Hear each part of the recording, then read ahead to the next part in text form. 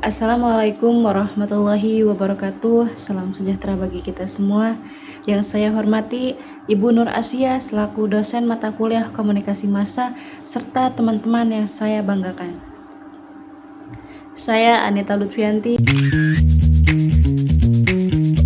dari Program Studi Komunikasi dan Penyiaran Islam Fakultas Dakwah UIN Sultan Maulana Hasanuddin Banten. Kali ini saya akan membahas tentang komodifikasi media. Sederhananya, ini adalah proses di mana media dan kontennya berubah menjadi barang yang diperdagangkan untuk tujuan sebuah keuntungan. Istilah ini banyak dipakai oleh Vincent Mosco yang menyebutkan bahwa komodifikasi sebagai bagian dari ekonomi politik media. Bagaimana media mengubah berbagai aspek kehidupan menjadi produk untuk pasar. Jadi, media tidak hanya berfungsi sebagai alat komunikasi atau juga informasi, tetapi juga sebagai komoditas yang bisa dijual atau dipasarkan. Teman-teman tahu tidak, kenapa hal ini sangat penting?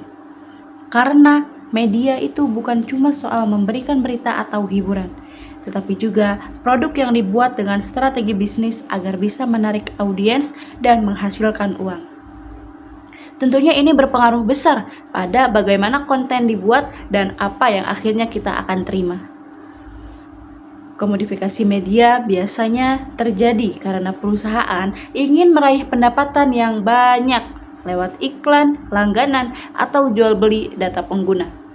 Jadi, konten yang dibuat tidak semata-mata untuk mengedukasi atau juga menginformasikan, melainkan untuk menarik perhatian sebanyak mungkin agar bisa dipasarkan ke para pengiklanan.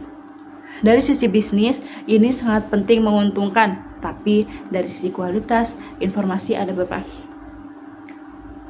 Contohnya di Indonesia dan seluruh dunia. Sebagian besar platform kini berfokus pada konten yang viral, mudah dicerna, dan menghibur agar cepat menghasilkan klik dan tayangan. Tentunya ini membuat berita-berita atau video yang dibuat seringkali lebih menonjolkan sensasi atau hal-hal yang membuat penasaran daripada kedalaman dan objektivitasnya. Gambaran lainnya seperti yang pertama, para YouTubers yang membuat konten prank atau drama settingan. Yang kedua, judul berita clickbait di portal online. Dan yang terakhir, tayangan yang sangat dramatis baik itu percintaan dan lain-lain. Dengan begitu, para audiens akan terus mengunjungi dan juga mengklik, sehingga rating tayangan tersebut menjadi naik. Dampaknya ada yang positif dan juga bermasalah. Positifnya, karena komodifikasi ini menjadi media jadi lebih kreatif dalam memproduksi konten yang menarik dan juga inovatif. Tetapi dari sisi negatifnya cukup mengkhawatirkan. Konten yang diproduksi cenderung mengikuti tren dan kebutuhan pasar, bukan kebutuhan publik. Hal ini bisa menurunkan kualitas informasi dan menggeserkan prioritas media dari layanan publik ke mencari keuntungan semata. Jika kita amati, fenomena clickbait, infotainment berlebihan, atau berita yang hanya fokus pada sisi drama adalah contoh bagaimana komodifikasi media bekerja. Bahkan, berita yang sebenarnya penting tapi kurang menarik seringkali kurang mendapatkan perhatian. Jika kita hubungkan dengan teori, komodifikasi media sering dikritik karena membuat media kehilangan fungsinya sebagai ruang publik yang mendidik dan juga menginformasikan secara adil. Dalam dunia nyata, ini terlihat sangat jelas bagaimana media seringkali mengutamakan aspek komersial daripada etika jurnalistik.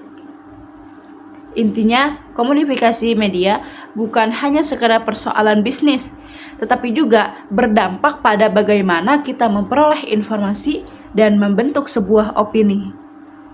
Karena itu, penting bagi kita untuk tetap jeli mengenali konten yang kita konsumsi dan tidak mudah terbawa oleh konten yang hanya sekadar dikemas untuk menarik perhatian dan minim substansinya. Mungkin hanya itu pemaparan yang dapat saya sampaikan. Saya ucapkan terima kasih. Wassalamualaikum warahmatullahi wabarakatuh.